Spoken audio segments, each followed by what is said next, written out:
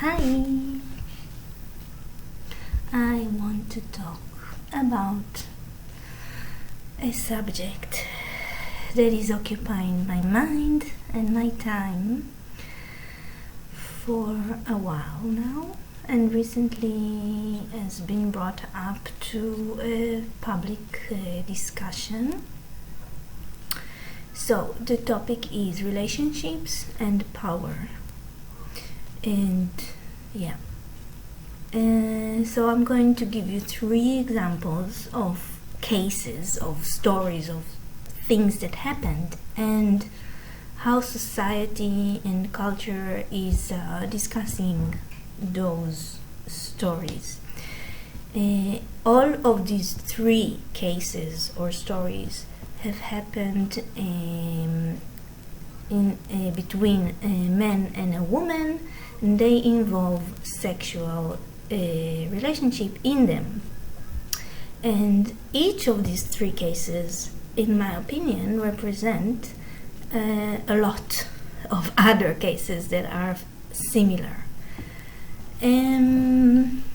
Okay, one case is, as you probably know, you already know, presidents or people who are in a very high status in society and have a high scale position, like a president of a state or a CEO of a company that had an intimate or sexual relationship with one of their employees or one of the women that works under them in hierarchy.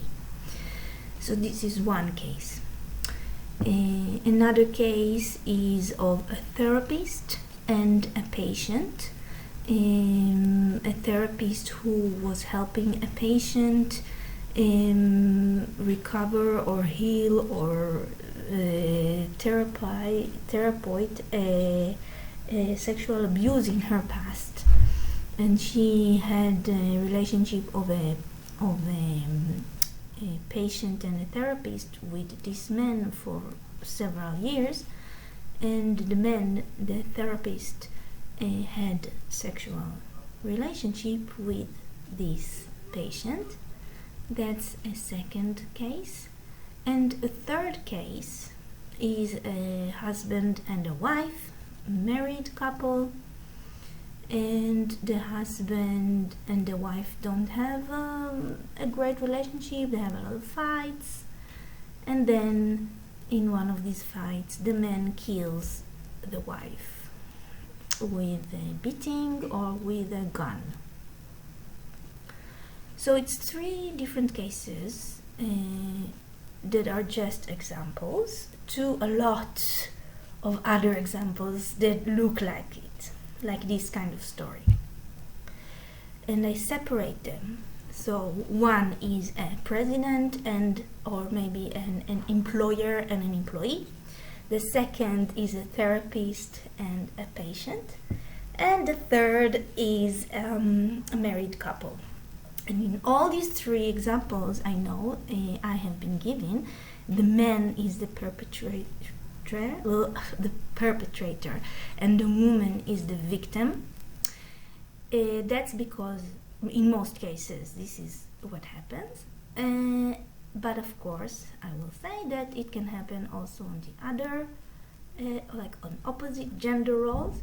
When the woman, I know for example about a woman therapist that took advantage of her patient who was a man, a young man. She was an older therapist, and they had a relationship of a therapist and a patient, but she breached that relationship and had sexual intimate intercourse with her patient. So it does happen also sometimes opposite, but most cases are the man a perpetrator and the woman is the victim. Okay, so a lot of people are talking about these things lately in Israel, especially. Well, that's where I get the news from, but I'm sure it happens in other countries as well. And the discussion is around what can we do? What is happening? What is this thing that we are seeing happening over and over, and why? And I think there are a lot of mistakes when looking at this subject. I mean, mistakes in thinking that it has anything to do with sex or sexual needs. But the way I see it, and the way other professionals from the legal field are looking at it, is that it's not a sexual crime, what has been described, but it is a violence crime. So the crime that has been made is not with a sexual motivation or cause. It is from a violence cause. And why violence? Because the perpetrator feels he or she has more power, is more dominant in this situation, is more backup from society. So it's a power struggle. It's a perpetrator and a victim, and the perpetrator is forcing, is manipulating, is using power over the victim, and that's why the emphasis here is on power and violence, not on sex, because in most of these cases they don't appear only from a sexual need, like rape.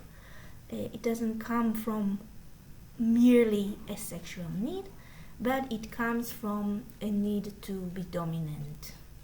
This is something that has been researched by psychologists and by people who work in this field, in these fields of the law. So once I have this understanding that these crimes of rape and sexual abuse are not crimes of sex but crimes of violence, it's changing the discourse, it's changing the discussion, it's changing the perspective and the thought, and where should we aim our solutions or questions on how to solve it. Because it shifts the attention from sex to power, to dominance. And power struggles and dominance are also fields that I explore, and I like to explore, especially from personal view. I have been in situations where I was powerless, or I was a victim, or I wasn't the dominant one, I was the one who was obeying, the submissive. Situations like being a tenant in someone's house, so living with the house owner. That was one situation when the power was very the power dynamic was very clear and obvious. So the house owner had more power than me as a tenant, but we lived together, so the relationship was based on this power. And another situation that is very well familiar for me is being an employee and working under a manager, which also sometimes in these situations the manager would use their power and dominance over me. And I'm not going to get into all these cases, but I've just experienced them, and I like to research them and explore about them. But this is a bit of a segue to another topic. And so if we go back to these three cases that I mentioned in the beginning, if we look at these three cases, a president or a CEO, so a manager and an employee, a therapist and a patient, a husband and a wife, we should look at it as, okay, what is the power dynamic in each of these relationships, and how is this power dynamics contributing to a case that may be offensive, forceful crime. How can it become a crime? And in order to ask and solve these issues, I think I came up with three very important questions to ask before we even go into this subject and trying to solve it. So the first question is, that is very interesting to me. So is the question about male and female. What we are used to see and experience is that the male usually are in a power position more than women in society in general, in cultures, in a lot of cultures, and in religion. So my question is, what if we switch? So if we put a female in the power position, in the dominant position, would she still act the same as a man in that power position? Would she force herself? Would she feel like she deserves something from the employees underneath her that she can take just because she has the power? It's a question. I don't have answers for it. And like I said, there are cases of women perpetrating and men victims. But it's really interesting to me to investigate. Maybe a male in a power position would be more forceful, and a female in a power position would be more manipulative. I don't know. Or maybe, it's just the edges of society, and not all male and females, of course. But what causes a person to act like a perpetrator when they have power? And it's interesting to explore it on the gender side as well. So this is one question. The second is, we talked about power dynamics, so will a culture, maybe a culture that is more egalitarian, or a culture that is based on equity, will these things happen a lot in these kind of cultures? So again, it's putting the focus on the culture where these things are raising from, and see how the culture contributes to these power struggles, power dynamics, and crimes. And the third question is, is it our human nature? Is it our human nature that whenever we have power, we will use it against another? That's a very interesting question. So these are the three questions I came up with after thinking about these topics. And I'm curious and interested to hear your opinions as well. Like, what do you think about this, if you ever think about it? Yes. Talk to me. Bye.